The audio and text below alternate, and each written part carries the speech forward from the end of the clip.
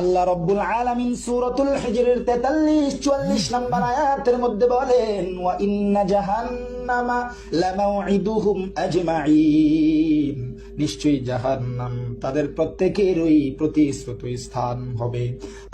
এ বন্ধু, হাফিজুরের দালালি ছাড়ো। আল্লাহ তাআলা এত নাজ নেয়ামত দান করছে, এত সুন্দর কণ্ঠ দান করছে, কারো দালালি করার জন্য না, একমাত্র জন্য বলি। কারো দালালি করার দরকার নাই, কারো সুর নকল করার দরকার নাই। আল্লাহ তোমার যে সুর দিছে, ওই সুরটা নিয়ে সন্তুষ্ট থাকো। এরে, তুই যে আমারে নসিহত করলি, তোর গলায় তো হাফিজুরের আওয়াজ শোনা যায়। তুইও তো হাফিজুরের দালালি কইরা কইরা আরেকজন রে নসিহত দেস। না না,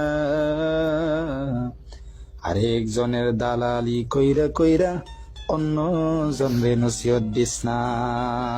ভালো হয়ে যাও।